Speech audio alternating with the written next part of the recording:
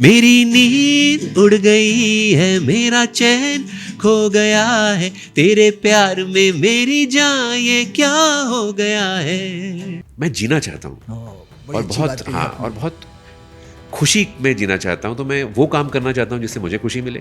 Trolling को जो हमने जिस तरह से नॉर्मलाइज कर दिया है कि किसी को गाली देना, किसी के बारे में कहना या किसी में भेदभाव लाना, ये बहुत तकलीफ देने वाला है आने वाले वक्त में लोगों को। क्या है कि आसमान पे थूकने पर थूक आप पर ही गिरती है, लेकिन आप आसमान में थूकना चाहते हैं बिकॉज किसी एक, अब शाहरुख खान के ऊपर आप टिप्पणी करेंगे या सलमान खान पे करेंगे बिकॉज आप वो नहीं बन पाए जो वो बन गए, तो फिर वो आपके अंदर की पीड़ा है बेसिकली। 90 का और 2000 का जो दशक था वो संगीत प्रेमियों के लिए बहुत प्यारा था बिकॉज रिमिक्सेस का दौर नहीं था, ओरिजिनल आर्टिस्ट का दौर था। हमारा देश में एक फार्मूला ड्रिवन देश ज़्यादा है जो एंटरटेनमेंट में भी है। ऐसा नहीं है कि वो सिर्फ म्यूज़िक में है, फिल्मों में भी वैसा ही चीज़ है कि कोई एक चीज़ चलती तो सारे उसके पीछे पड़ जाते हैं। कोई नई चीज़ नहीं करना चाहता था। Music companies were not ready for it to experiment with something new, और आई थिंक वो दौर कुछ खास बदला नहीं है इस देश में। अभी भी वो वही- दिक्कत है। जी जी अच्छा। जी बिल्कुल दिक्कत है। अभी भी आप देखेंगे तो अगर रैप चलता है तो सारे म्यूजिक सब उसके पीछे पड़ पड़ जाएंगे। जाते हैं। बिल्कुल। कोई रिमिक्स चलता है तो सबको रिमिक्स बनाने हैं। ये जो अगले 10 साल हैं म्यूजिक के हैं, ये आप मुझे इसमें कोट कर सकते हैं 10 साल के बाद कि करण ने ये बोला था कि आपके जो नेक्स्ट सुपरस्टार्स हैं वो फिल्मों से नहीं आएंगे, वो आएंगे म्यूज़िक से। ऐसे बहुत सारे सिंगर आएंगे और यकीन मानिए लोग जो हैं अगर उनके पास चॉइस होगी कि वो सिनेमा देखने जाएं या कॉन्सर्ट देखने जाएं तो वो कॉन्सर्ट देखने जाएंगे। ये होने वाला है। ब्रदर फिल्मों में गेट कीपिंग है एक। अच्छा। हाँ, हम जितना भी डिनाई कर लें, एक सर्टन कॉटरी है, एक सर्टन तबका है और एक सर्टन कनेक्ट है वहाँ पे। उस सर्कल के अंदर घुसने के लिए थोड़ी एक जद्दोजहद है, वो एक अलग किस्म की है। जिस तरह की फिल्में हम आ रही हैं, एक के बाद एक आप फ्रेंचाइज फिल्में बना रहे हैं, A4 पार्ट 3 पार्ट 4 पार्ट 5, मतलब आपको ओरिजिनल आइडियाज़ खत्म हो गए हैं। अब आप बोल रहे हैं कि किसी तरह से लोग आकर सिनेमा देख लें। वो क्यों आएंगे? वहाँ पर राइटर की कोई कदर है नहीं हमारी हिंदी सिनेमा में। अगर आपके पास बहुत अच्छी कहानी है और आप किसी स्टार को सुनाना चाहते हैं, यकीन करिए आपके मतलब तलवे घिस जाएंगे वो कहानी उधर तक पहुँचाने के लिए, अनलेस आप किसी को जानते हो। अगर आप म्यूज़िक के शौकीन हैं तो ज़रूर करण ओबराय को सुना होगा, बैंड ऑफ बॉयज़ में देखा होगा, जिनका ये ग्रुप है। स्वागत है आपका। Thank you so much brother, thank you. Band of boys ji. बहुत ही लोकप्रिय हुआ था जी। 2000 के दशक में। करेक्ट। अब क्या स्थिति है, कहाँ है? देखिए, बैंड को जो बहुत मोहब्बत मिली, वो हम बड़े खुशकिस्मत हैं कि वो मोहब्बत आज तक मिल रही है। मैं इनफैक्ट अभी एक नॉर्थ ईस्ट के टूर से वापस आया हूँ, और जो एक बड़ी ख़ास बात मेरे लिए ये थी कि मैं जब वो बहुत सारा ऑडियंस जो आई हुई थी, काफ़ी बड़ी तादाद में, एक ओपन एयर ग्राउंड में थी। वो जब मेरा गाना मुझसे लाउड गा रहे थे तो मैंने एक सेकंड के लिए रोका और मैंने कहा कि यार ऐसे कैसे हो सकता है कि कोई 20 साल पुराना गाना 20 साल के बच्चे हमसे ज़्यादा लाउड गा रहे हैं। तो वो हम उस मामले में बड़े खुशकिस्मत रहे कि हमारा बैंड जो है, जब भी वहाँ शुरुआती दौर में जो गाने हिट हुए, 5-6-7 गाने जो बहुत बड़े हिट हुए, वो एक लेगेसी के तौर पे आगे बढ़ते रहे। बिकॉज 90 का और 2000 का जो दशक था वो संगीत प्रेमियों के लिए बहुत प्यारा था बिकॉज रिमिक्सेस का दौर नहीं था, ओरिजिनल आर्टिस्ट का दौर था। तो उसमें लकी अली, बैंडो बॉयज़, शान, के ये सब, यूफोरिया, ऐसे बहुत सारे बैंड आए जिनको बहुत लोकप्रियता मिली, उन्हें बहुत लोकप्रिय हुए, बहुत प्यार मिला और वो प्यार आज तक चल रहा है। तो उस मामले में बड़े खुशकिस्मत हैं हम। तो ये अचानक से हम, वैसे वाकई में 90 का दशक जो था वो संगीत के लिए बहुत अच्छा था। उसी दौर में आपको क़यामत से क़यामत तक और आशिकी जैसी फिल्में आ रही थी, नदीम श्रवण, आनंद मिलिन जैसे संगीतकार आ रहे थे। उसमें बैंड किस तरह से आया बीच में, क्योंकि वो जो कहते हैं ना मेलोडी की वापसी थी 90 के दशक में। जी मेलोडी 90 का जो दशक था, इनफैक्ट 2000 का अर्ली टाइम का भी जो था वो दशक बहुत ही मेलोडियस था। बैंड की शुरुआत तो ऐसी हुई थी कि एक मेरा थॉट था, मैं एक फाउंडर मेंबर हूँ बैंड का, बैंड ऑफ बॉयज़ का। मेरा ये थॉट था कि वेस्ट में जो है बॉय बैंड जो हैं ग्लोबली बहुत पॉपुलर हुआ करते थे और एक फिनोमिना था वहाँ पे, जैसे बैक स्ट्रीट बॉयज़ हैं, बॉयज़ोन है, उनकी जो पॉपुलैरिटी थी वो सिर्फ अमेरिका तक सीमित नहीं थी, उनकी ग्लोबल फॉलोइंग थी। जबकि उनके अपने बोइंग 737 थे जहाँ पर वो अपने उनके जिस पे ब्रांडिंग थी। तो वो आइडिया वहाँ से पैदा हुआ था कि हिंदुस्तान में ऐसी क्या कमी है यार, हाँ टैलेंट की तो कमी है नहीं, ना अच्छे दिखने वाले लोगों की कमी है, तो यहाँ पर भी एक ऐसा बैंड होना चाहिए जो यंग जनरेशन के लिए, उस टाइम की यंग जनरेशन जो थी 8 से लेकर 16 या 20 तारीख की उम्र के जो बीच के लोग थे, उनके लिए इस तरह का कोई पिनअप बैंड नहीं था जिसको देख के लड़कों के लिए एस्पिरेशन पैदा होती और लड़कियों के लिए हार्ट थ्रॉब्स होते। तो आइडिया वहाँ से पैदा हुआ था। फिर एक पॉप स्टार ऑडिशन हुआ जहाँ पर कुछ 5000 लोग ऑडिशन किए गए, और उसमें जो ख़ास बात ये थी कि उस ऑडिशन में टेस्ट सिर्फ इस बात का नहीं हो कि आप अच्छे गायक हैं कि नहीं, अच्छा। आप अच्छे परफॉर्मर होने चाहिए, अच्छे एक्टर होने चाहिए, अच्छे दिखने चाहिए। ये सारी बातें जो हैं बहुत इंपॉर्टेंट थी सिलेक्शन क्राइटेरिया में। तो वहाँ से बैंड की स्थापना हुई, और हरी हरन और लेस्ली लुइस जो उस टाइम कॉलोनियल कजन्स के नाम से जाने जाते थे, आज भी बहुत पॉपुलर हैं, लोकप्रिय हैं, उन्होंने एज मेंटोर्स इसकी बागडोर संभाला कि हम अरे इनको वाह। मेंटोर करेंगे। और वो हमारे लिए एक ब्लेसिंग से कम नहीं थी, बिकॉज हरी भाई तो मतलब is God, voice of God है वो। बिल्कुल बिल्कुल। और लेस्ली जो हैं एज ए म्यूजिशियन, उन्होंने he is instrumental in creating a lot of big superstars, जैसे पल है, यारो दोस्ती है, या फिर जानम समझा करो, आशा जी का गाना जो है।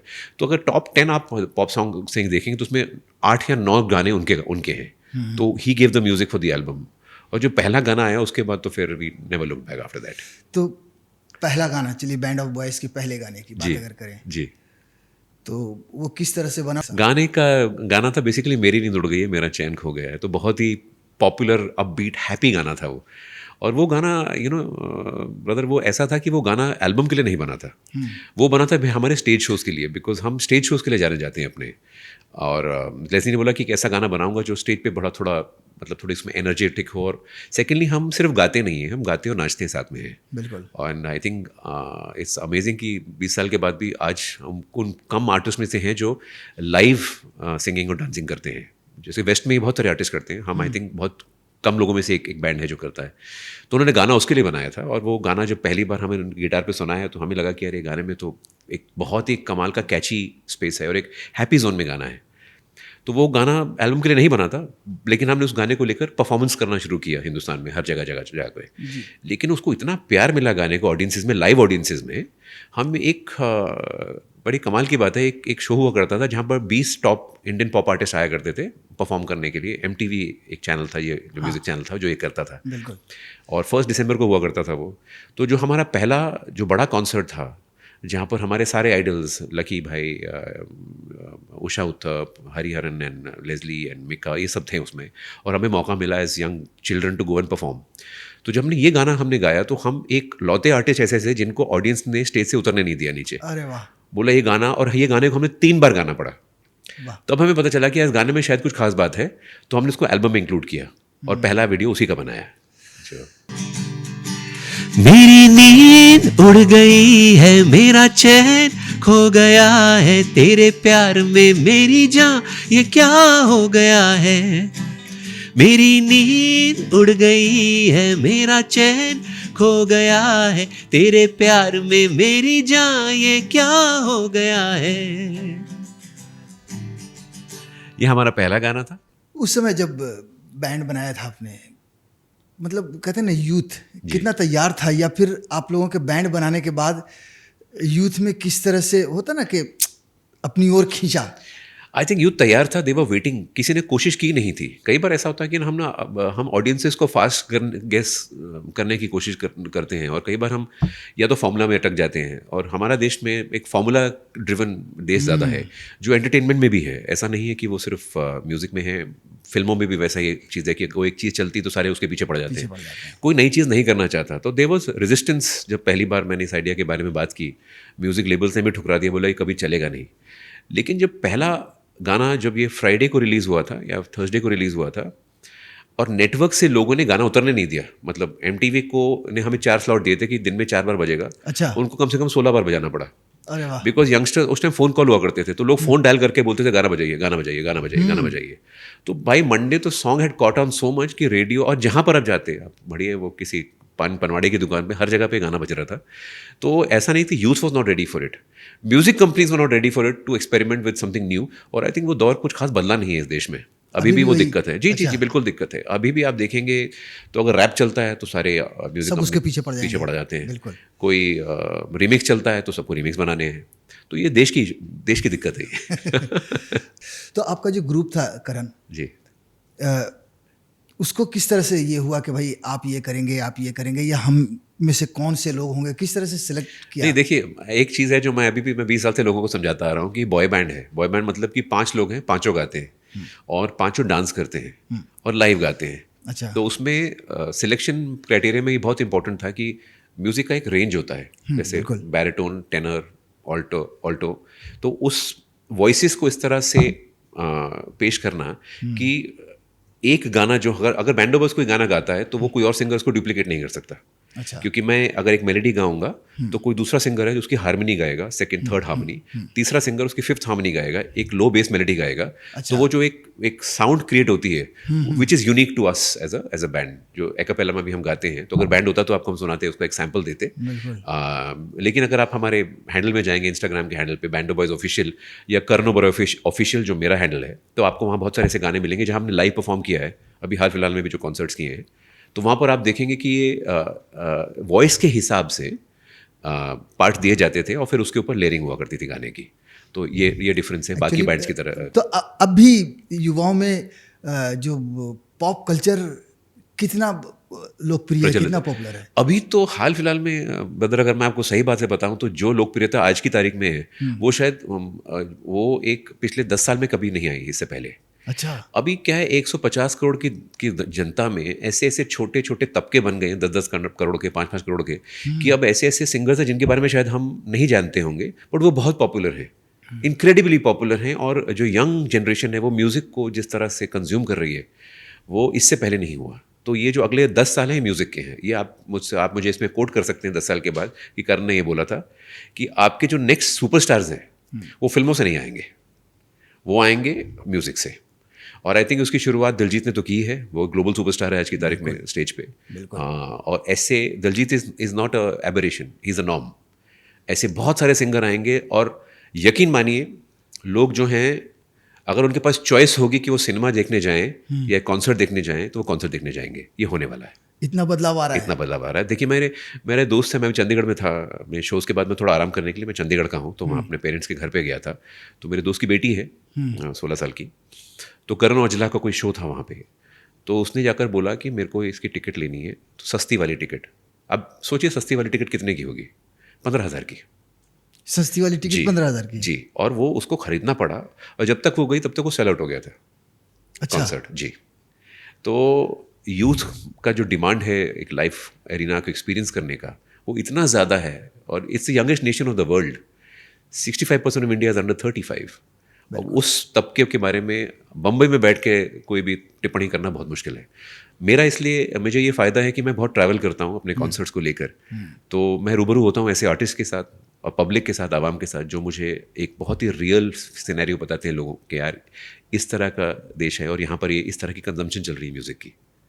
स्पॉटिफाई में देखिए, आप नंबर देखिए, 200 मिलियन, 400 मिलियन, 500 मिलियन है। और म्यूज़िक हमारे धरोहर है, हमारे खून के अंदर है म्यूज़िक।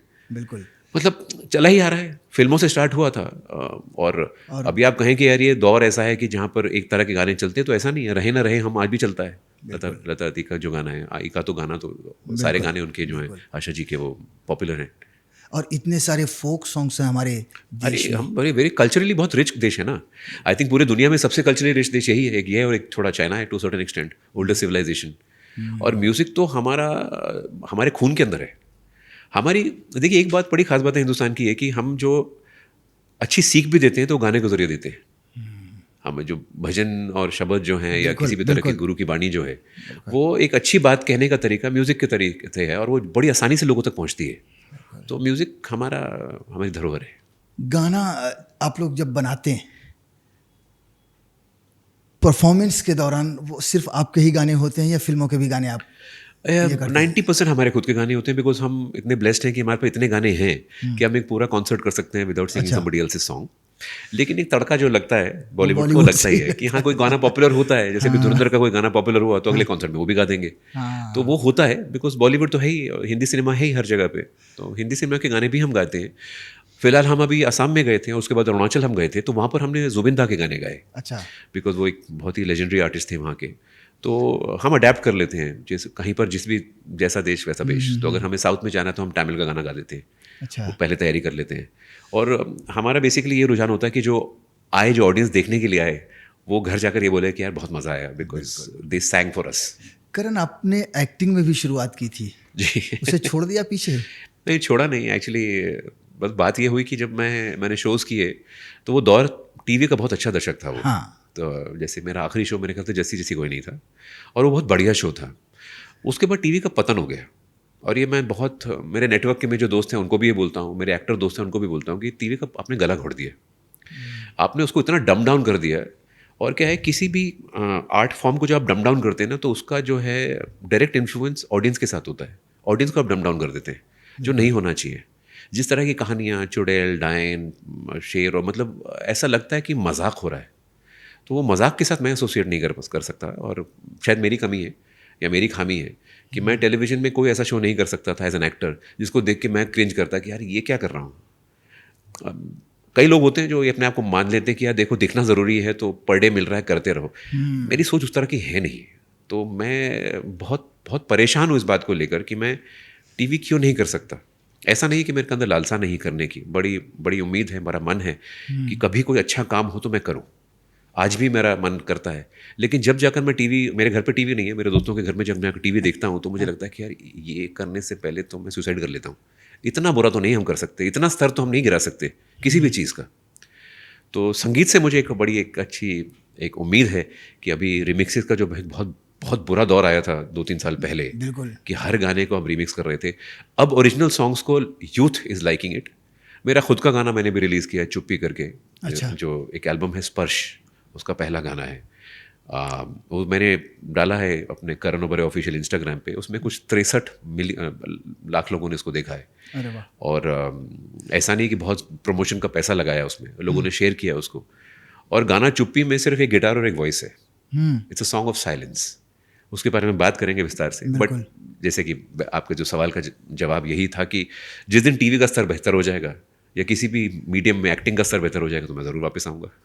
बिल्कुल जी। फिल्मों में ब्रदर, फिल्मों में गेट कीपिंग है एक। अच्छा। हाँ, हम जितना भी डिनाई कर लें, एक सर्टन कॉटरी है, एक सर्टन तबका है और एक सर्टन कनेक्ट है वहाँ पे। उस सर्कल के अंदर घुसने के लिए थोड़ी एक जद्दोजहद है, वो एक अलग किस्म की है। जहाँ पर मैं ये कहूँ कि मुझे फिल्मों में आना तो मेरी चॉइस नहीं है, एज मच एज कि मैं किसको जानता हूँ या किससे रूबरू हूँ। आप देखिए, अजीब सी बात है, और ये मैं हिंदी सिनेमा के लिए भी कहता हूँ कि ये बड़ी अगेन माने दुर्दशा हो गई है अभी। जिस तरह की फिल्में हम आ रही हैं, एक के बाद एक आप फ्रेंचाइज फिल्में बना रहे हैं कि A4 पार्ट 3 पार्ट 4 पार्ट 5, मतलब ओरिजिनल आइडियाज़ ख़त्म हो गए हैं।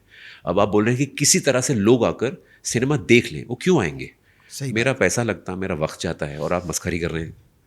तो और वहाँ पर राइटर की कोई कदर है नहीं हमारे हिंदी सिनेमा में।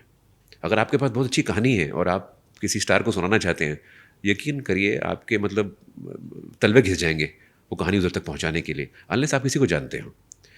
तो मेरे लिए कहना बड़ा आसान है कि अरे हाँ, फिल्मों में मैं आना चाहता हूँ, मौका मिले तो आऊँगा। ऐसा नहीं है। तो अब मैं क्या करता हूँ, अब मैं किताबें लिखता हूँ। अच्छा। उसमें से कुछ किताबें हैं जो फिल्में बन रही हैं जिनकी, और मैंने एक शो किया था एज अ राइटर जिसमें मैंने एक्टिंग भी की थी, कॉल मुखबिर। मुखबिर Z5 पे आया था, उसको मैंने सेटअप किया था और वो बहुत पॉपुलर हुआ Z5 के लिए। वो उसकी काफ़ी, उसको हमने SW में, इनफैक्ट सब लोग कह रहे थे कि तुमने कोई पैसा खिलाया है क्या कि सारे के सारे अवार्ड तुम लेकर जा रहे हो। अच्छा जी, मतलब वो बोलते थे और सब बोलते थे हाँ भी मुखबिर को मिलेगा, best screen play, best writing, best story, best everything. और SW एक बहुत क्लीन अवार्ड है जहाँ पर किसी की तरह की सिफारिश नहीं चलती है। वो सिर्फ मेरिट पे, जो स्क्रीन राइटर्स एसोसिएशन जो है वो सिर्फ मेरिट पे आपको देते हैं। तो मेरे लिए बहुत स्ट्रॉन्ग वैलिडेशन था वो as a screen play story writer. Acting भी की थी उसमें मैंने, बट बिकॉज वो शो ऐसा था जिसकी राइटिंग से मैं बहुत कन्विंस था कि राइटिंग अच्छी हुई है, और भी लोग थे मेरे साथ राइटिंग में, तो that's why I did it. तो बहुत सही कहा आपने। मुझे अभी 2 दिन पहले एक राइटर मिले जो 2004 से लेकर अभी तक एक कहानी घूम रहे हैं जी, और वो किसी को सुना नहीं पाए ठीक से। यही तो हमारी तकलीफ यही है, ये दुखती नब्ज़ है बहुत राइटर्स की। मुझे किसी ने बोला आपने किताब, मैंने 10 किताबें लिखी हैं जिसमें से 4 बेस्ट सेलर्स हैं, एक अगले जनवरी में आने वाली है। और लोग बोलते हैं कि मतलब कहानी कैसे, ऑथर कैसे बन गया, बिकॉज ऑथरिंग की दुनिया बिल्कुल अलग है स्क्रीन प्ले राइटिंग से। और ऑथरिंग में बहुत ज़्यादा लिखना पड़ता है, मतलब आपको 400-500 पेज लिखने पड़ते हैं, पन्ने लिखने पड़ते हैं और बहुत सारे 1 लाख अल्फाज लिखने पड़ते हैं। तो मैंने बोला यार वो सीधी सी बात है, कहानियाँ मुझे कहनी थी, कहानियों को लेने वाला कोई था नहीं। तो मैंने बोला अब वो कहानी जो है मैं एस किताब छाप देता हूँ अब जो है। और सेकंड में ज़्यादा ना नुक्ताचीनी नहीं होती कि भाई कहानी को देखिए ये चल रहा है, इस हिसाब से लिखिए। मैं अपने हिसाब से कहानी लिख देता हूँ। अब मैं सीधा ये कहता हूँ कि अगर आपको कहानी अच्छी लगी तो वो शेल्फ पे पढ़िए, उठा लीजिए, खरीद लीजिए और बना लीजिए। तो उस मामले में मैं थोड़ा लकी रहा हूँ कि मेरी कम 10 किताबों में से 4 आ चुकी हैं, बाकी 6 आने वाली हैं। 3 तो स्क्रीन अडेप्ट के लिए जा चुकी हैं। वाह, कौन कौन सी वो फिल्म किताबें हैं जिन पे कौन सी फिल्म बन रही है?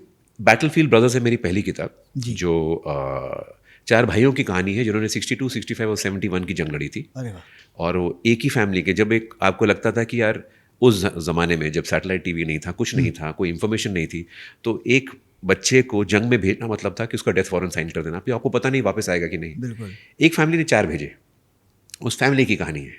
So it's 3 battles, 4 brothers, 1 valiant family। तो ये एक, जब मैं मुखबिर लिख रहा था तब मैंने लिखी थी ये किताब।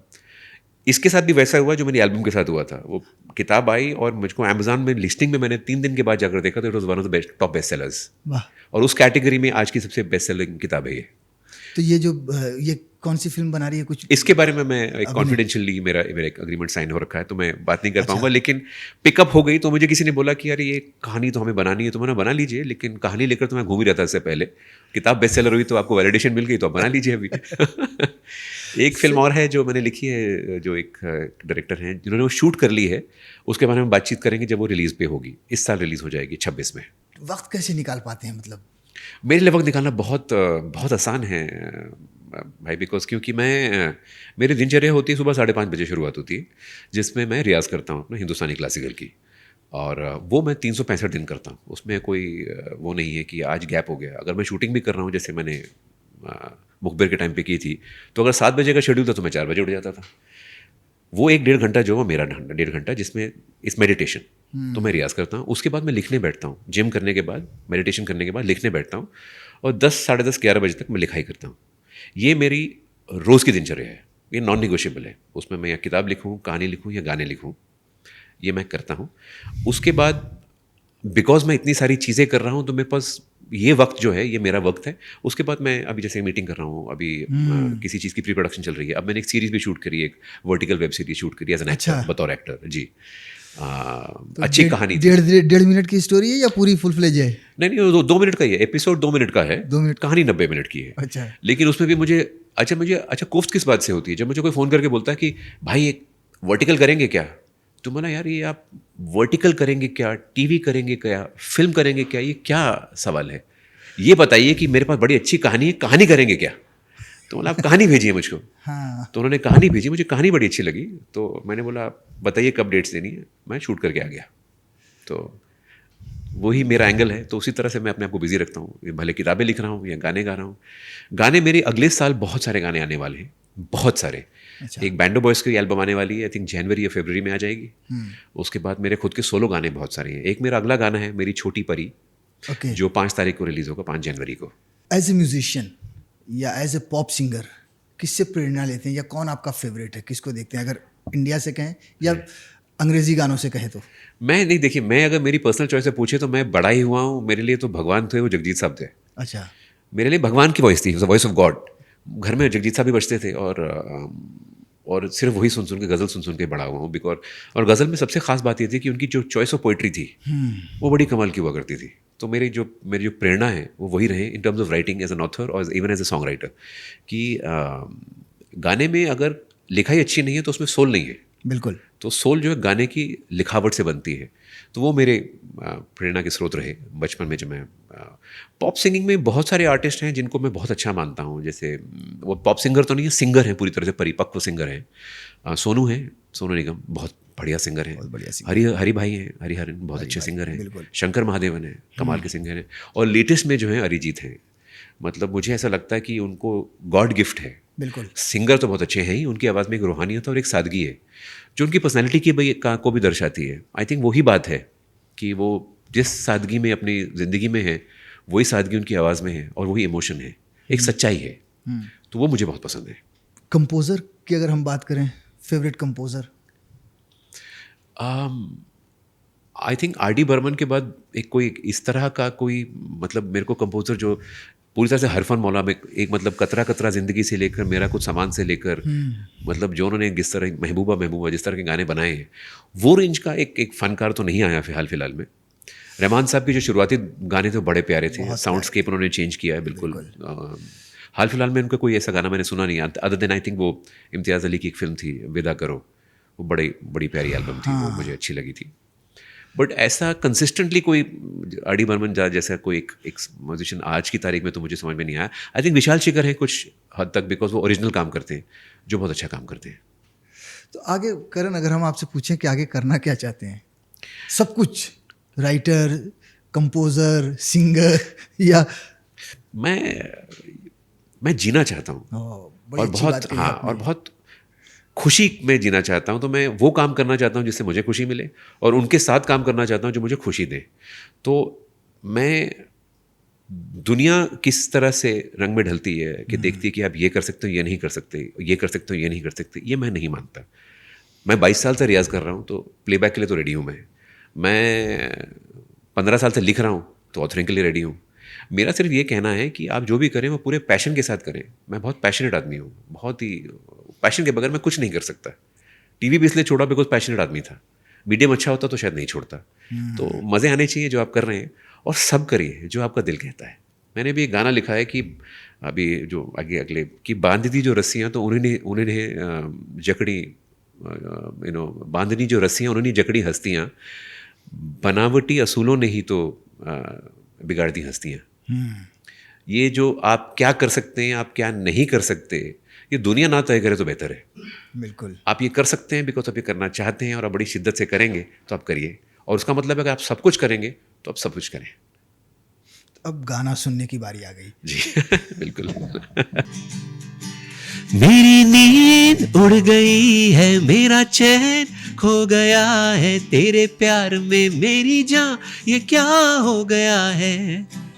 मेरी नींद उड़ गई है, मेरा चैन खो गया है, तेरे प्यार में मेरी जान ये क्या हो गया है. ये हमारा पहला गाना था. जी. और एक गाना जो है बहुत बहुत ज़्यादा पॉपुलर हुआ, तो वो मैं पक्का गाता हूँ. थोड़ा सा लंबा गाता हूँ मैं. हाँ, मेरी नींद में 5 आवाज़ों की ज़रूरत होती है. जैसे मैंने कहा कि bass voice, tenor voice, high voice. तो ओ यारा जो मेरी रेंज के ऊपर का गाना है. जी. लेकिन गोरी ऐसा गाना जो मैं अकेले भी गा सकता हूँ, तो मैं वो गा देता हूँ.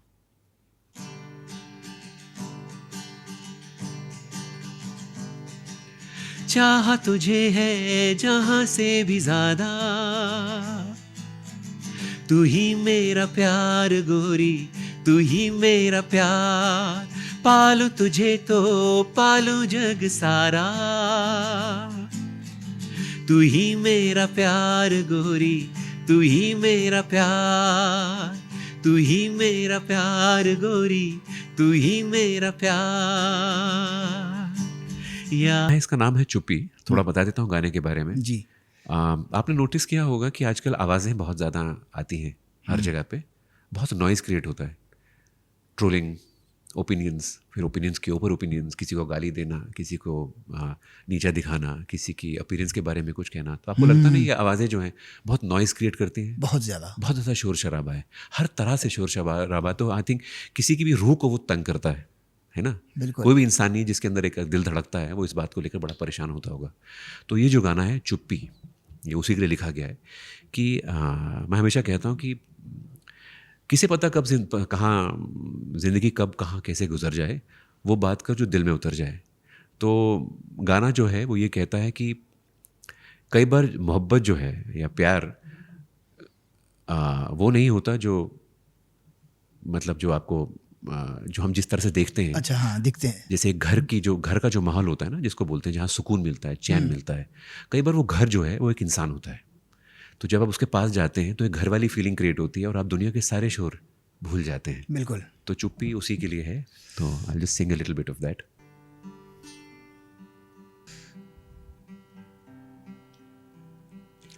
बैठ यहाँ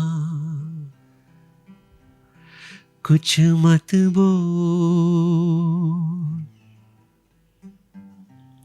तेरी चुप्पी भी है अनमोल. जब दुनिया के शोर से थक जाता हूँ, तेरे सिराने बैठ सब भूल जाता हूँ.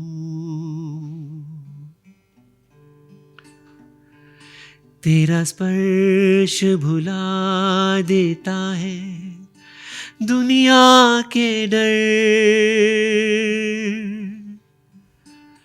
जहाँ सिर्फ प्यार और सुकून मिले तो ऐसा है घर।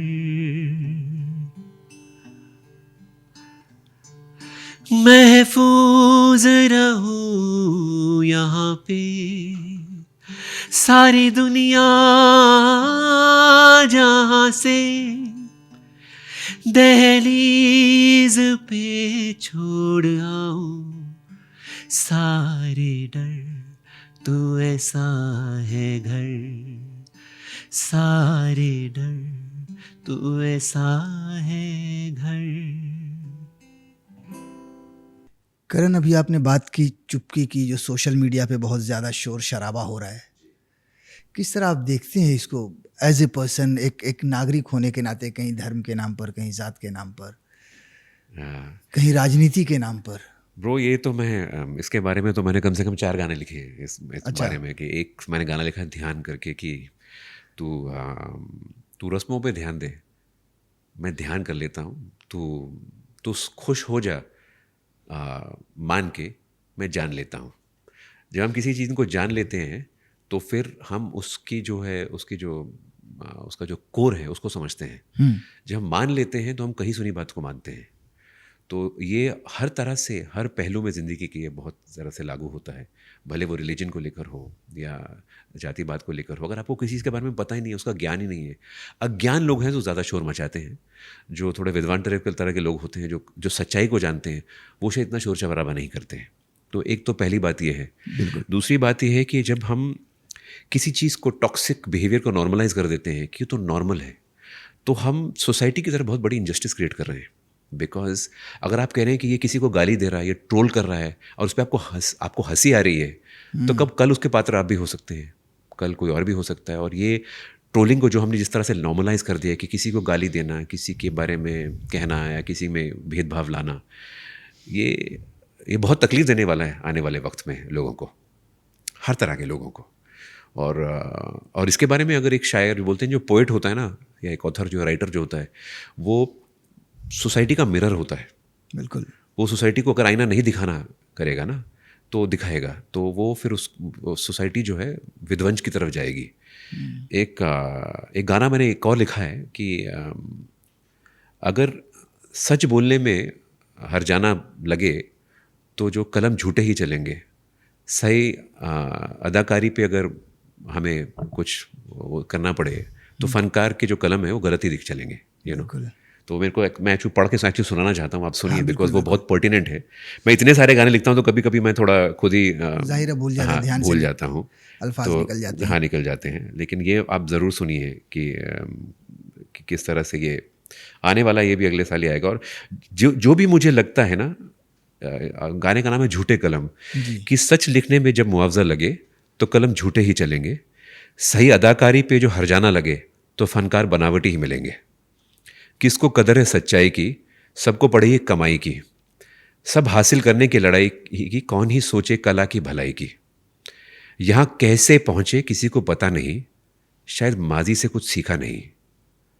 अब चल रहे हैं भेड़ बकरियों की तरह, रूह पे कफस की दीवारें, जिस्म आज़ाद फिरा।